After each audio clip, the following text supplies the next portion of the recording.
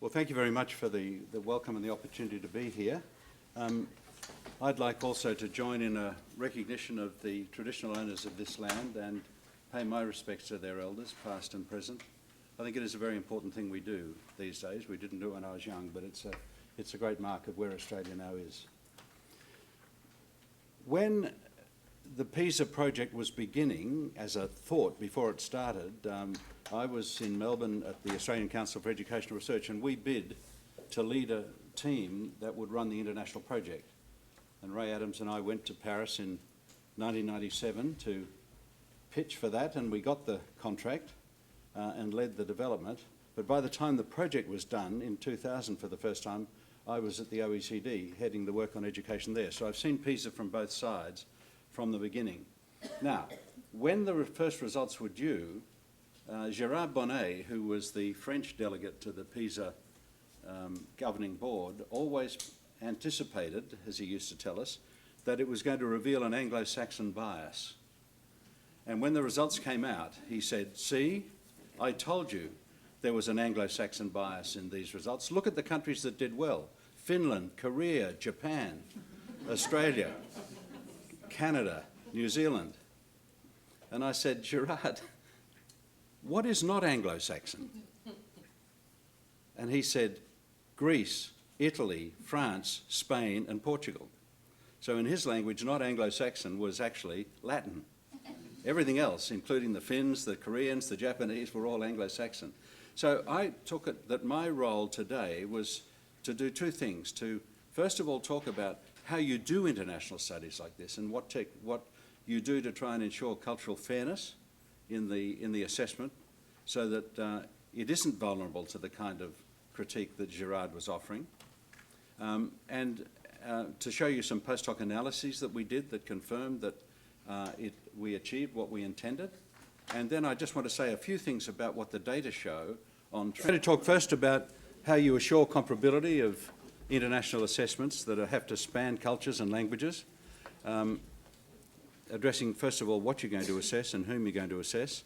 And then I want to show a little bit about trends and then make some comments about how you might think about developing policy responses from international data like these.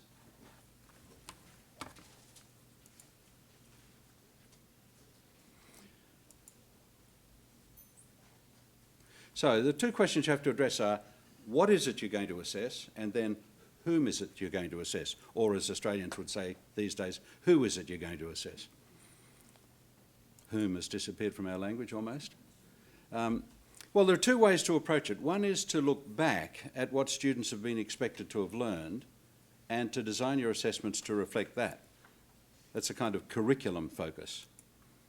The other alternative is to look ahead in a sense and to say, well, at this point in their schooling, what can students do with what it is they've learned?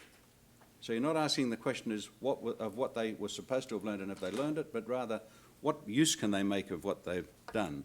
And these two approaches are reflected in a different series of international studies: the IEA studies, the International Association for the Evaluation of Educational Achievement, which began in 1959 actually, with the Six Nations pilot study, did some really groundbreaking work. But they always took a curriculum focus for quite interesting and proper reasons, saying, let's look at what it is that the countries that are going to participate intend their students to learn. Let's identify what's common in that, and let's focus the assessment on that. So in a sense, it's fair for everybody. Well, it's not entirely fair for everybody, of course, because if what is common constitutes virtually the entire curriculum in one country and only part of the curriculum in another country, you get differential validity. And the IEA understood that, and they get measures of opportunity to learn. What opportunity do students have to learn what it is that we're now testing? And it might be more in some places than others. But that in itself reveals that there is a problem with curriculum validity, even if that is the approach you take. Now, when the PISA was being started, the OECD countries chose instead the alternative of the future orientation. Now, indeed, that was a little easier because their focus was not, as the IEA ones were, on both primary and secondary school, but only on older students at the secondary level. And particularly, as you'll see in a moment, students who are at the point where in all of the OECD countries except Mexico, it was still compulsory schooling, coming to the end of compulsory schooling. So let's ask at that point in students' lives what it is they can do with what they've learned.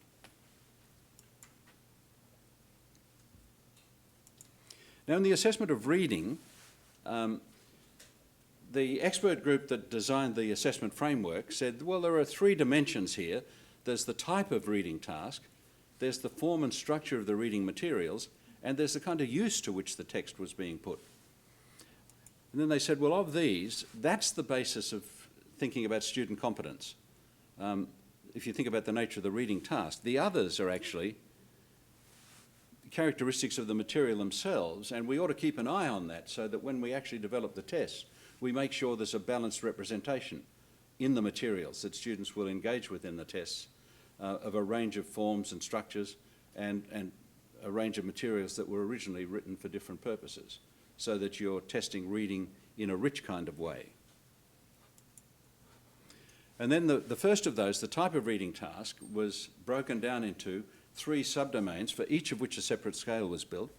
Retrieving information. Can students identify where material is in a piece of text they've just read? Can they interpret the text, constructing meaning and drawing inferences from the text?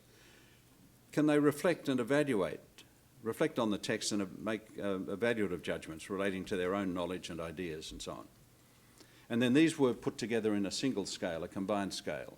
So in the first PISA report, there's a lot of reporting on the three subscales, but as well on the combined scale. And in developing the initial scale, we set it with a mean of 500 and a standard deviation of 100. Now that's kind of arbitrary. There's no natural zero, so it is arbitrary where you locate a scale. I always think of Fahrenheit and Celsius as the examples of arbitrary allocation of numbers to represent the same thing. Different points for different numbers to represent the freezing point for water and the boiling point for water and so on. Yet we understand they're representing the same thing with no natural zero. But the crucial thing is this: having set the mean at 500 and defining a scale in the way you can with contemporary psychometrics, it's then possible always to link subsequent assessments back to that original scale. So when Australia said, we want to be in the top 5 in PISA, this is under the previous government, and that's our aim, and the then opposition said, well, why would you want to be in the top 5? Surely you should be aiming to be number 1. Well, the trouble with being in the top 5 is that's a normative goal that you're pressing for, and everyone else is trying to be in the top 5. Maybe the first thing to ask is, we want to get better. And we can see whether we're getting better using contemporary scales, such as the one that underpins the PISA assessments. And I'll show you that in a moment. And then in addition, to help people understand what's happening, you need to look not only at the mean performances, because the mean can conceal all sorts of interesting things. It's also important to look at the distribution of the data. And for the first PISA in 2000, we defined 5 levels of proficiency. And because you can locate these on the scale, you can see the kinds of tasks that someone at level 5 can do are these, and you can describe what it is someone at level 5 can do. You can describe what it is someone at level 4 can do, and so on. We imagined that that would be sufficient. It turned out that even in some of the more advanced OECD countries, there were quite a lot of students who fell below what was anticipated to be the minimum level, level 1. And we didn't describe it as level 0. We debated what to describe it as, and we decided to describe it as below level 1, because all we could say is, that's what we know. The tests don't show adequately what it is they can do, just that they can't do anything that is represented by the defined levels 1 to 5. So the next time round, when reading was the main domain, in PISA 2009, the tests were extended to get a better measure of what it is that the students below level 1 could do, hence a level 1B, as well as what was now called level 1A. And at the top end as well, a level 6 was added to give a better understanding of what the high performers could do.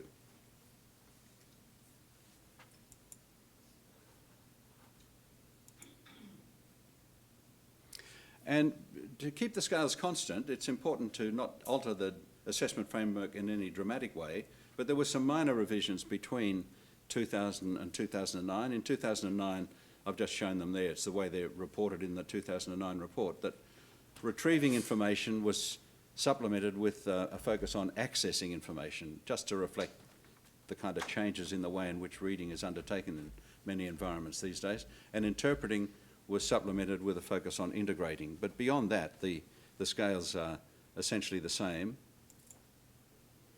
And as I've been saying, the way in which the scale was defined and the numerical value set gives us a capacity to make comparisons between countries that are absolute and not just relative. I mean, we can say where Australia stands compared with the countries ahead of it, not just by saying what its rank is, but by actually saying how far behind it is.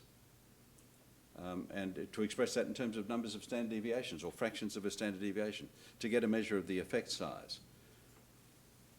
And of course you can map your own performance over time in the same way as you can make comparisons between countries. Now, many of you know this, but it's just a little slide to make the point. In 2000, OECD assessed reading, maths and science. In 2003, reading, maths and science again, but this time maths was the main domain. Maths was the main domain in 2000, reading in 2000, maths in 2003, science in 2006, and then back to reading in 2009, and it will be back to reading again in 2018. This year, it's science as the major domain. Those results will be reported next year. 2003, we assessed problem solving, but it was only a very limited measure of problem solving. It was not much more than analogical reasoning, really. But this year, 2015, there's an assessment of cooperative problem solving in a digital environment where people are collaborating and not face-to-face on problems. Well, there was a debate about how to do that. Patrick Griffin at the University of Melbourne was developing a way to do it where individuals could problem solve with one another. There was some anxiety that, well, my assessment, your assessment of me, is going to be a function of how good the other person is. Patrick had good evidence to show that he could get measures for each that were independent of the other, but the alternative was to have a real person and a computer at the other side, being the collaborative problem solver. So you got those two alternative approaches, and that's the second's the one that I understand was used. Now let me just talk a little about how the assessments are developed. First of all, for each of the domains, reading, maths and science, an international team was assembled to develop a framework for the assessments. That was appointed by, not the OECD, but by the board of representatives from each of the participating countries. And one of the interesting things was that they didn't feel obliged to have in every case 29 members of each of these panels, because there were 29 members of the OECD at the time. It's now up to 34. They were willing to appoint experts, panels that in many cases did not have someone from their own country on it. Those groups produced the framework, and then assessment materials were developed, and countries were invited to submit materials keyed to the framework. The International Research Consortium that ACR led produced materials. These materials were then all screened for cultural bias. So every country was invited to look at all the materials and say, look, that's going to be fine for us, or we can see prima facie that is simply not going to work in our culture, in our context. And they would be items that were seen at that point to be inappropriate were simply removed. Then all the materials were translated from English to French, all of them were translated, so they were in both English and French. English and French being the official languages of the OECD. And then every country was asked to translate, if they were not going to be using English or French, into their own language, independently from the English and from the French, and then compare the results. The other way that's often used is to translate from the original, which may be English, into your language, and then have someone independently translate backwards into English and see if you end up anywhere near where you started. One advantage of starting from two different languages in which the same test is expressed is, to some extent, you've already had addressed the question of what it is that's crucial to the task as opposed to what it is that's specific to the language. Because when you translate, the crucial thing is to keep the task unchanged. You're not looking for literal translations, you're looking for literal re-expression of the task. So working from two different expressions to two different forms in your own language and then checking those is the way that was used. Then all the items were trialled in all of the countries to see if they're working consistently. Now at that point there's a quite clever way of seeing whether there's cultural bias. Let me illustrate by first of all talking not about the cultural bias question but about how we might look at whether tests have a gender bias. Now it's no good asking of an item whether it's harder for boys than it is for girls and say, well, if it is, it's gender biased in favour of girls. It may not be. It may be that girls are better at that than boys. So you can't ask when you're doing it across countries, is this item harder in some country than in other countries? That's no indication it's biased. That may be an indication that you're getting lower performance in that country. The task is this, to look at all the items as a set and say, is there any evidence that this item's relative difficulty changes between countries? Is it, compared with other items, much easier in this country than its location would be in other countries? That shift in relative difficulty between items suggests that it might be working in a strange way, either to advantage or disadvantage a country. So you get nice empirical evidence of inappropriate fit that lets you remove items at that point that look like they might be biased culturally, I suppose one could say, but biased in terms of the country where the misfit has occurred. So they're all removed, and then you put together the final tests.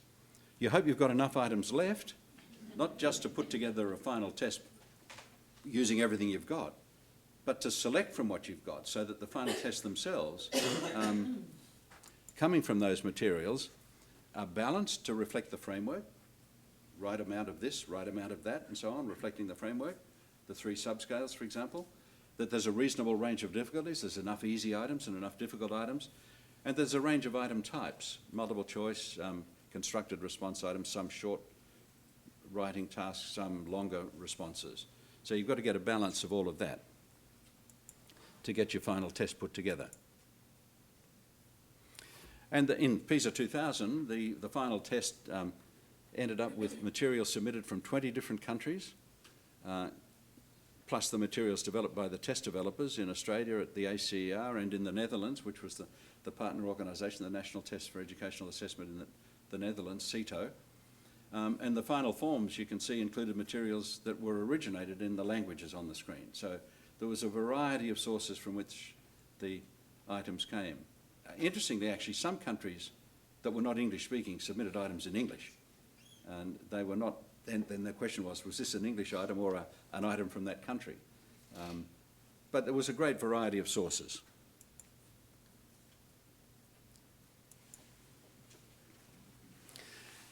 Now, one of the things we did after the event, having analysed all the countries' results on all of the items, we then went back and did the analysis twice over. Once using only the items that had been originated in English, and once using only the items that had been originated in a language other than English. And then asked, what happened to the rank of a country in the overall group of countries when you switched item types or items sources? Now, these are the countries for which the rank changed. The other countries, there was no change in rank.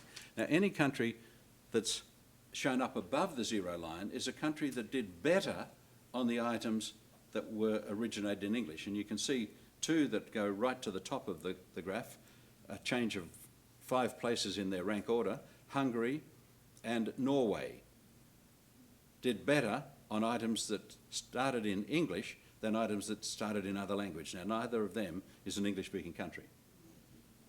And then if you look at the ones below that are ranked higher on the English items, the non-English items, they include Australia, Canada, Great Britain, Ireland and the USA. So it's rather nice evidence that there's not a linguistic origin bias going on here, not a cultural bias in these assessments. And the rank changes are not huge.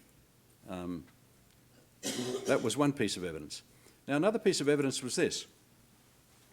Countries were asked when they had all the materials to go through them and say, on balance, how suitable do they think this item was for their country, taking account, as you can see, of relevance to their curriculum, interest for their students, relevance to the PISA framework, cultural relevance, sensitivity issues and any other technical matters that might be of concern for them. And the countries were asked to rate the items on a 5-point scale, from best fit for us to least good fit for us.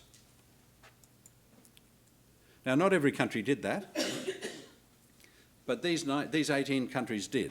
And what I've got here is a display that shows you the rank on both. Now, if this country's got the same rank on both, all items, sorry, I didn't tell you, having done the analysis for all countries on the whole test, we then did the analysis for all countries on the test that Finland said were best for Finland.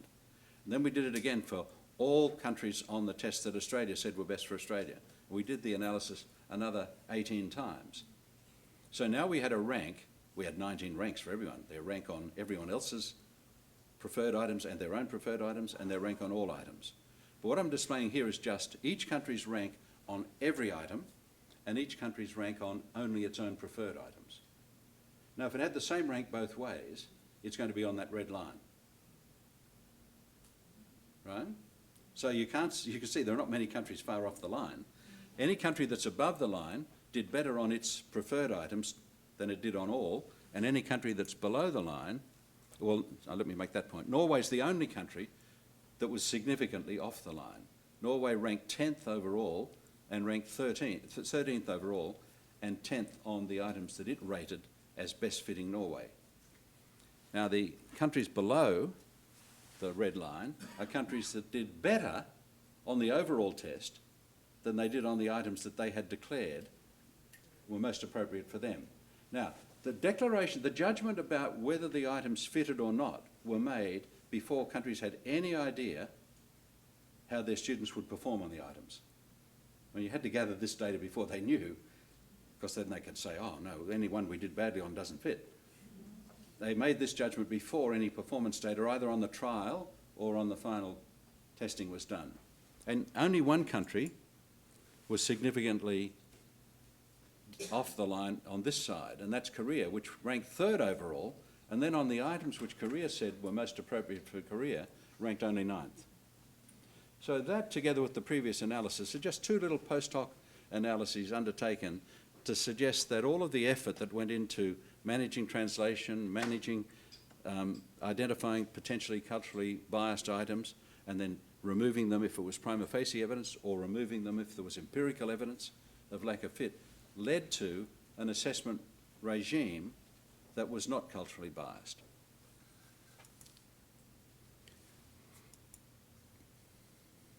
So that's what to assess. Now, whom to assess? One approach is to take a grade-based sample, to say, well, we're going to look at grade 5 and grade 9, or which we do in NAPLAN, of course, 3, 5, 7 and 9. The other approach is to take an age-based sample and say, no, we're going to look at students of a particular age. They both have some disadvantages and they both have advantages. The IEA studies have preferred a grade-based sample. It's certainly more convenient for schools to say we want a group of students who are in your year 5 or your year 4 or your year 9. It's more difficult for schools if you front up and say we want a sample of your 15-year-olds, because they might be all over the place.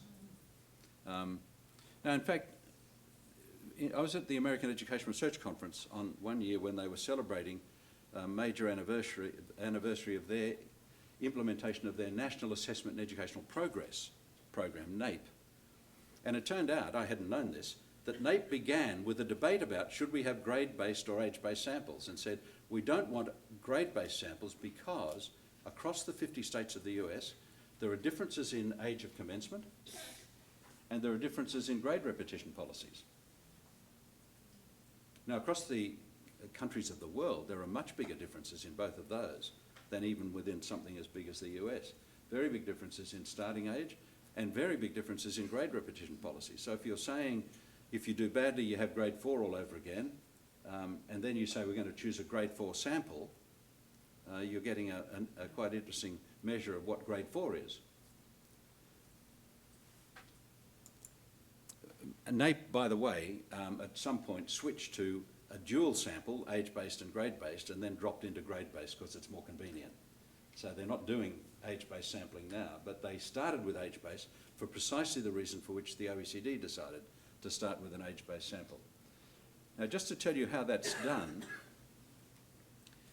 a country like each country has to produce a list of all the schools in the country that have 15-year-olds, which was the age settled on for the PISA, and then had to show the number of 15-year-olds in that school. Because you don't want to pick schools at random. If you pick schools at random, you could pick lots of small schools, and you'll get a sample that's very biased in relation to small schools. You've got to, and the way to do it is this. You choose schools at random with the probability of their being chosen proportional to the number of 15-year-olds they have. So a big school with lots of 15-year-olds is more likely to be chosen than a school with one 15-year-old. And you'll end up with a distribution in your sample that reflects the distribution in the population if your sample's big enough and well enough chosen. So that's the way it's done. Now, if the school's really big and it's got lots of 15-year-olds, then you can choose a random number of the 15-year-olds in the school, but you don't let the school do that random selection because it might not be random. They might say, well, you know, randomly, it looks to me like this one's a bit different from that one. And so all these processes are managed outside. And there's an international sampling referee. In the first round, actually, it was one of the partner organisations we got through OECD, through ACR, was Westat in the US, and Keith Rust on the staff there is an Australian, used to be in the Australian Bureau of Statistics, did his doctorate in sampling at Michigan and then stayed on in the US. So we had an Australian in the US partner who was the sampling referee. He'd been for the IEA studies as well. He's very good. Now here's an example of the problem that I referred to of age-based sampling. I took the data here from one of the Pearl studies. That's the reading literacy one, and it's one of the primary school age ones. And what I've done there is simply graph the location of the country's mean performance on the assessment against the average age of their kids when they were assessed. And you can see Sweden, up in the top left corner, top right corner, was on this study the highest performing country, but it also had the oldest students. And the poorest performing, the second poorest performing country, Iceland, had the second youngest students. So it's not very interesting to do an international comparison and find that if your kids are older, they do better. That's the risk. Well, you could exclude, it excludes 15-year-olds who are not in school, and that mattered a lot for Mexico, actually, where there's a lot of 15-year-olds no longer in school, but not for us so much, or for most of the OECD countries. But it includes 15-year-olds in special education institutions, but there are some exclusion rules that may have biased the Northern Territory result a little, actually, if you exclude remote schools. But non-participation can't arise above that level as well. So it gives you some controls over your sample to make sure that the sample reflects the population.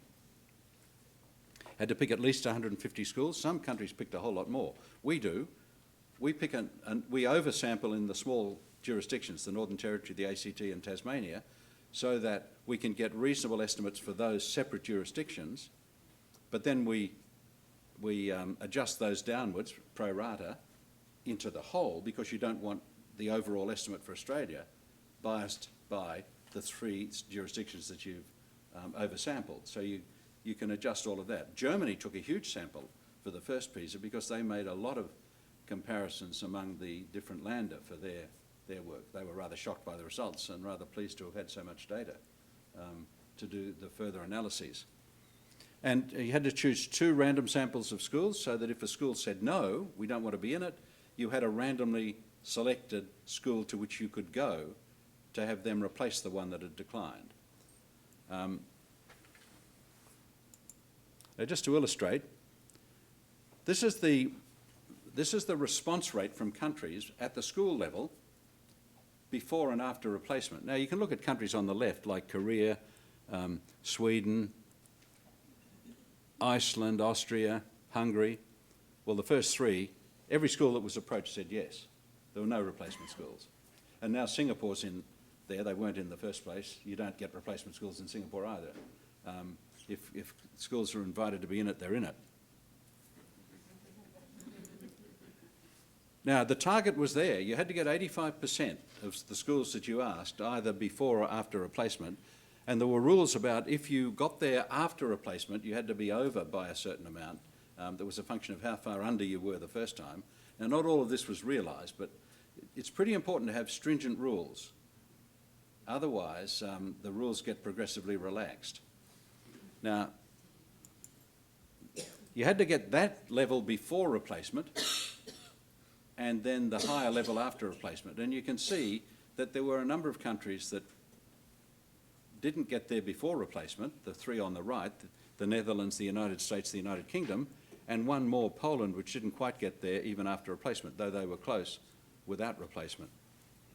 Now, the Brits rolled up and said, look, we've got really good evidence. We didn't get there, but we can show you public examination results for the schools that didn't participate and the schools that replaced them. And we can show that there's no difference between them. And the evidence was persuasive, so the United Kingdom was allowed to remain in. The United States said, well, we don't have examination results, but we've got really good evidence on social background of the students that can show that the replacement schools were not different from the schools they replaced. And they were allowed to remain in. The Netherlands had really strong evidence on examination results, but the judgment was that their response rate was so low that even with that kind of evidence, you couldn't be sure that this was an unbiased sample, and the Netherlands was excluded. Pretty controversial at the time. The board of participating countries used to sit around, as they do at the OECD tables, in alphabetical order of country. There was the Netherlands, and there's a little section of the room where the experts would sit, and when the Netherlands was voted out, the Netherlands delegate got up, walked around the room and sat with the experts and left the Netherlands chair empty, and declared, actually, that the Netherlands would never be in this study because it could never satisfy these sampling requirements. Because its schools are so independent, with so much autonomy, it couldn't control. They couldn't, in the ministry, control what was going to happen. And we could never satisfy these requirements, they said. Well, in 2003, there's the Netherlands. They satisfied the requirements all right. There's nothing like discipline, really. Mind you, it hasn't worked with the US. They managed to scrape in again on the same kinds of grounds as before. And the United Kingdom, which actually looked a little better when you looked at the sample at the level of school responses and replacement schools, looked a bit better than previously, still not reaching the full target. They made the minimum on schools before replacement, but didn't get to the minimum after replacement. But the problem in the UK sample in 2003 was that the within-school response of students was too low. So you've got a further problem, you see. You select randomly the students to participate, having selected the schools. The first question is, do the schools agree? The next question is, do the students turn up? And there was too big a dropout at the within-school level of students in 2003, so the United Kingdom was excluded. Now, you need to be an organisation like the OECD to be able to do that, actually. If you're a not-for-profit company, like, or a professional or intergovernmental non-governmental organisation, like the IEA, that would be much harder to do, really. But at the OECD, we got away with it.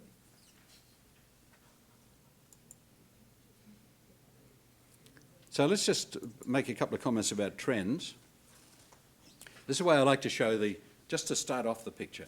Every country that was in the first PISA, actually there was some extra countries added a year later using the same tests. So this is all the ones for which we had data for PISA 2000. Every country is shown with a little box. The line in the middle of the box is the mean performance of the sample of students chosen for that country. Now, of course, it's only a sample. If you chose a different sample, you might get a slightly different result. A different sample at random, a slightly different result. And there are good ways to estimate, well, given that that's where your sample's mean was, where is it likely that the mean for all 15-year-olds, if you tested all 15-year-olds, would lie? And the answer is most likely to be in the box that's shown for the country. Now, some countries' boxes are bigger than the others. The United States has got quite a big box there towards the middle. That reflects the fact that their sample wasn't so well constructed. So it wasn't as precise as some of the others. But here's Australia. Now, if you look to the left of Australia, you see Finland, Canada, New Zealand, and then Australia. New Zealand had just beaten us in rugby at the time these results came out. And the New Zealand Minister for Education came out saying, we not only beat them in rugby, we've beaten them in reading. Beaten them in these international comparisons. Well, is that a fair claim? Any country whose box overlaps Australia's box is not significantly different from Australia. So neither Canada nor New Zealand, that did better than us in strict terms on the mean, could claim to be significantly ahead of us. So we could claim they're not ahead of us, but then we have to admit that the others behind us, whose boxes overlap ours, are not behind us either. So what we'd have to say is, we're not different from any of those. There are several ways of saying that, but the one I like is to say we tied for second. You could say we're ranked somewhere between second and 10th, but we actually tied for second, right? The only one ahead of us was Finland. Now, what's happened since then? Now, look at this graph, and let me tell you what I've done here. This is a graph that comes out of the PISA 2009 report, or the data come out of it, I've used here. The vertical axis is the mean score in reading in 2009. And the horizontal axis is how much change had occurred from 2003. Now, they're the best years to take because they're the 2 years in which reading was the main domain, where lots of assessment was done. The most stable estimates of reading come from 2000 to 2009. We've got reading estimates in the other years, but we'll get a really good estimate again in 2018. Now, the vertical axis is their score in 2009, and the horizontal axis is how much change occurred. And the zero line, the vertical red line, locates the position where a country would be if there'd been no change from 2003 to 2000 to 2009. So all the countries out to the right did better in 2009 than they did in 2000, and all the countries to the left did worse in 2009 than they did in 2000. So up on the top right, above the horizontal red line of 500, the OECD mean, are the high-performing countries, which actually are improving. They're high-performing, but they were doing better. Now, if the name of the country is in blue, it's not just that they did better, they did significantly better. Now, Korea is the only one that was already high-performing that nevertheless improved significantly. And Korea did it by pushing out the top. Korea in PISA 2000 had a quite compressed distribution. They had very few low performers, but they had very few very high performers. And they, with curriculum and other reforms, pushed out their high performers by changing some of the things they did in the relation to the teaching of reading. So the others in blue started from lower bases, but nevertheless improved significantly. The ones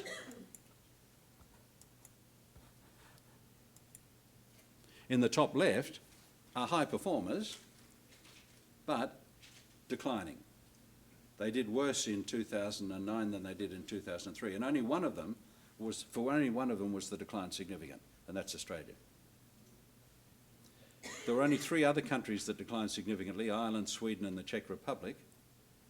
The others shown in red. And it's interesting, isn't it, that many more significantly improved than significantly declined. And without a scale of the type I said we constructed here, where you can actually map absolute movements on the scale and not just changes in relative position, you wouldn't be able to say that. But we can say lots of countries actually were improving their performance. Now, most of them that did that, or many of them that did that, did it from a low base. They started low and they are improving significantly. But we as Australia, and you're not all from Australia, but you can commiserate for us, we are one of the ones for which there was a significant decline. Now let me show you now why it's important to look at more than the mean.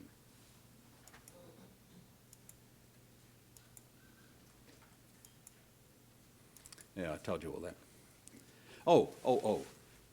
When you go into the Australian data, as you can with the data from ACR that Sue knows all about, because she creates it all, does all the analysis, you can actually look at the results for the different jurisdictions in Australia, and you can see that the reason Australia got worse is that the ACT, New South Wales, South Australia and Tasmania got worse. Queensland did not.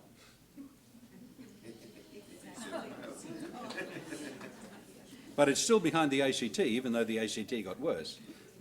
Now, I was at one meeting where Jeff Masters showed a graph rather like this, and the head of the Curriculum Authority in Victoria looked at the head of the Curriculum Authority in New South Wales and said, I could use this information. So I don't think it's been enough used, actually, that, there's not a common pattern across the country. New South Wales is still higher performing than Victoria even after that decline, not significantly so, but nevertheless. The trend was in the two places was for no change in Victoria but a decline in New South Wales, and they're our two biggest states. Now, let's go back to the international distributions. Now, this is simply displaying what proportion, what percentage of the 15-year-olds were below level 2 in 2009, and there's the percentage in 2000. Now, I don't expect you to interpret that now. I'm going to make it easy for you to see the results. Where they did better in 2009 than 2000, then I've highlighted their name below in blue. Now, there'll be a handout later that's got all of this, plus interpretive notes for every one of the slides that will remind you what I said while I showed you the slide. So there are the countries that actually had significantly fewer low performers in 2009 than they had in 2000. Now, in red are the countries that had significantly more low performers in 2009 than they did in 2000. And Australia's in neither category. So Australia significantly declined at the mean level, but the proportion of its low performers didn't alter in any significant way. I mean, it altered a bit, as you can see in the graph, but not significantly so. But if you look at the top end of the distribution, and now plot what was the percentage of students at level 5 or above, and look at it for 2009 compared with 2000.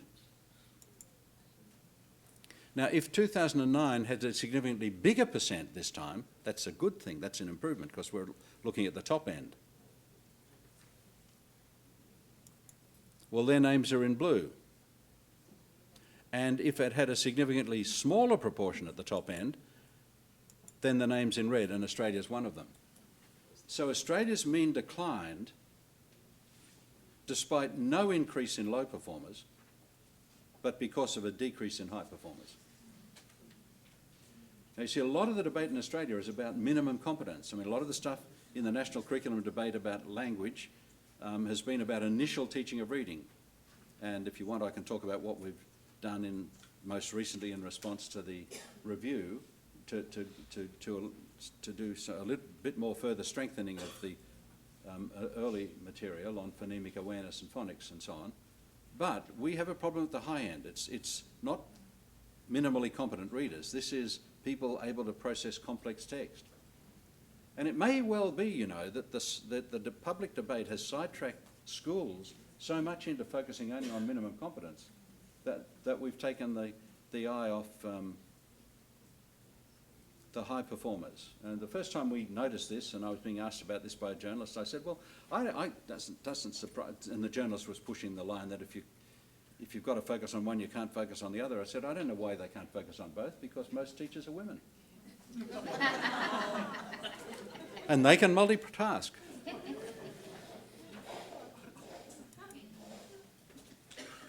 Now, just a bit to finish off. How might you think about policies in relation to this? So there's a lot of people leap very quickly to policy recommendations, see the results and say, let's go to Finland.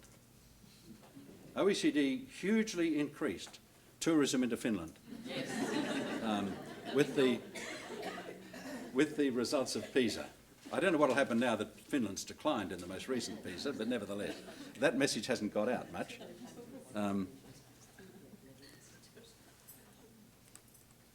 Now, at one level, all that these results can show you is what might be possible. So it shows Australia, for example, that more could be done with 15-year-olds than we are doing, because other countries are doing better.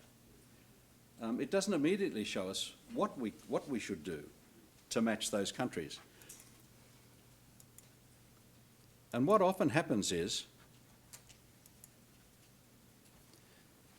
people cherry-pick the data. People say, Finland is doing better than us. Now, what are the features of Finland that I really like? And they grab that and then advance that as the one thing we need to do to become like Finland. And the teachers' unions will often say, well, Finland has no national monitoring of student performance levels. If only we got rid of NAPLAN, we would look like Finland. And I say, well, we might not need national monitoring if we had Finnish teachers. Or the Finnish cultural view about education, or a whole lot of other things about Finland. You can't just pull out one. Or they say Finnish teachers and schools have considerable autonomy of a kind that we don't have. Maybe if we just had that. Well, yes, but if you've got the autonomy given to teachers in Finland is being given to a rather unique population of professionals, highly selective, entry, extensive training. When Pasi Sahlberg was in Australia recently talking about the selection ratio into the teacher education program at the University of Helsinki, it was 3,000 applicants for 120 places. So there's a lot of selection going on, and we've just had a major review in Australia that says we shouldn't select into entry. Whatever they're like when they come in, we'll produce fine graduates when they go out. Ask if they'd take the same view about their entries into their medical school, and they probably wouldn't be so confident that they could, regardless of entry, assure exit. But nevertheless, we haven't done what Pasi was saying. And he said, I don't know how seriously this one is being considered. We think, we've got such a strong selection ratio, we could add another criterion for primary teachers. That is, you can't get into our program unless you can sing. Primary teachers have to teach music. We've got enough capacity to exclude the ones that can't sing. So let's just add that as another selection criterion. Or the other thing you could do is look at interventions and say, in research terms, this is like an interrupted time series. If you're getting data in a sequence and you've got a very clear point of interruption in the time sequence, a new intervention, a new policy, well-defined, you know what it is that changed and you know when it changed, and you can look at the data before and the data after the interruption, and then you're in a stronger position to make a causal claim. It's not just a correlational claim. Because it's what happened before and after we did this. Now, Denmark looked at the results from the first PISA and said, we're at the average in performance, but on the data that shows how much we spend per student, we're at the top. So we're spending the most and getting the average, and we look across at Finland and we find they're spending at the average and performing at the top. Now, either we're spending too much or we're not getting value for what we're spending. So they invited the OECD to do a policy study of the kind OECD does, and has historically done in countries, and that was undertaken. Peter Mortimer, the just retired head of the London Institute of Education, led the team. It was an international team with Canadians and some other Scandinavian countries involved, obviously Finland, but also Sweden, that put us together a set of recommendations, and the minister accepted all those recommendations. And then when you look at the results in 2009 and say, well, they had this major intervention, what happened? Denmark's results in 2009 show that the percent of low performers was reduced, but the percent of high performers also dropped. So there's not strong evidence, actually, that that intervention had a huge impact. Whereas there's another one that is, I think, much more interesting. In Poland, between the first and the second PISA, they stopped selecting kids into schools of different kinds and made their lower secondary schools comprehensive. So suddenly PISA 2000, the Polish sample was drawn from schools that were quite stratified. PISA 2003, the Polish sample came from kids in comprehensive schools. Now, here's what happened. Now, I don't want to spend a lot of time on this graph. I'll show you, I'll just put the whole thing up. There's Australia, actually, but... So what I've done here is to show let's take the total variation among the students in a particular country, and let's see how much of that variation occurs within schools. That's the blue column. And how much occurs between schools. That's what's down below the line. Now look at the left. Belgium, Germany, Hungary, Austria, Poland. Those countries have much less variation within schools and much larger variation between schools than the other countries in the display. Now the reason for that is they systematically stream kids who are like one another into schools of different kinds, deliberately reducing the variation within schools by creating more variation between schools. Now the data for Germany showed in PISA 2, well, and see the way I've divided up the bit that goes below the line? The lighter colour is how much of that difference between schools can we explain in terms of the differences in the social backgrounds of the students? And the answer is, for those countries, much more than half it. So they might be saying, on educational performance, we're putting you in a school with kids like you. They end up putting into the low-performing schools all the kids from more disadvantaged backgrounds, and into the high-performing schools all the kids from more advantaged backgrounds. So you can say, this is nice confirmatory evidence that you've got an education system that is reproducing the status quo. And that's not what most of us went into education to do. Now you go to the right-hand end and you see Iceland, Sweden, Finland, Norway, the Scandinavian countries, where there's virtually no difference between the schools. So if you're a parent, it doesn't matter much where your kid goes to. In the middle, you've got a group of countries like the US, the UK, Australia, where there is less difference between schools than in the countries that make schools different, but there is a substantial difference compared with the Scandinavian countries that's a function of demography. Schools reflect the neighbourhoods in which people live, or public-private provision. Those things play out into differences between schools. And if you look at Australia, actually, almost 70% of the difference between the schools is due not to what the schools do, but to whom the schools enrol. Here, Poland is highlighted with that blue column, the blue shading behind the country. Poland, which was alongside Germany and Hungary and so on in 2000, is now with the Scandinavian countries in 2003.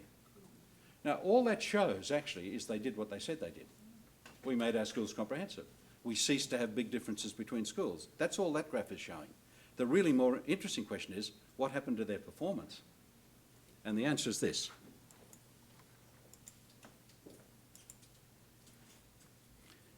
I've just compared it with Australia because you can see the result. That's what's happened to Australia in reading over all of the PISA assessments, and that's what's happened to Poland. Significantly behind us in 2000, now equal with us. And just give you a complete picture, let me show you what happened in maths and what happened in science as well. So Poland shifted its distribution hugely upwards, and it did it in the first instance with the lower performing students. They said to them, we're no longer going to put you exclusively in the company of others like you. You'll be in a comprehensive environment. It's a very interesting policy question for countries that don't have the freedom to move in the way you would in a country like Poland, where they're all public schools, and it's a matter of public policy how you select into schools. But that was a major intervention that's had a dramatic impact on national performance. And then to just finish off, to address the question that the sociologists like to argue about. I'm a psychologist. I spoke at a conference the other day after a sociologist did the introduction. This was a brain research conference, and of course we got all this stuff. And I said the role of sociologists is to make everybody else feel impotent. But then we just got on with it. Well, is PISA actually imposing a developed country agenda on the rest of the world? That's the claim that some want to advance. Well, The focus of the assessment is on domains that are seen as important: reading, maths and science and problem solving. The orientation is to, as I've shown you, to what can people do with what they want. Mexico convened a conference of Latin American countries at which Andreas Schleicher and I spoke back in the early periods, when Mexico was encouraging others to join PISA, and both Andreas and I said, well, you need to make a choice. There are some costs here. The big costs are actually not what it takes to be in the international program. The big costs are what it takes to run your national study. And you've got to ask the question, is that where we want to do our investment? But they all, if you look now with more than 60 countries in PISA, have been making the decision that they want to benchmark themselves against countries whose economic development they're seeking to emulate in their school performance levels. And you can take a country like South Korea and see, well, here's a reason why it's not a bad aspiration to have. In the mid-1950s, or in the 1950s and 1960s, Korea had a GDP per capita behind every country in Latin America and equal to Afghanistan. And the Republic of South Korea is now in the OECD. Its GDP per capita is 23rd among the 34 member countries on the latest data, and it's just adjacent to New Zealand. So this is a country that's transformed itself without stuff to dig up and sell, but transformed itself by developing its human capital, much as Singapore did. So these are the reasons for which many countries are saying this isn't a Western imposition, this is an aspiration defined in terms of what we want our schools to be doing because of what we hope our economies will do. And the results don't have a huge impact on schools. They impact more on policymakers. The studies are only triennial. Every 3 years the data are gathered. They're only based on a sample, as you've seen, of schools and of students. And they're only at one age level. That's not likely to be an onerous imposition on the lives of teachers or students to get this monitoring of what's happening at the national level. And the impact on schools occurs only through policy changes that might be made on the basis of the kinds of international comparisons I've been showing you. And I want to finish with a quote that I know Andreas Schleicher uses all the time. And the reason I'm putting it up is it's not his. People think it's his. He and I both sat in the room when someone from an organisation in Texas called Just for Kids said this. Without data, you're just another person with an opinion.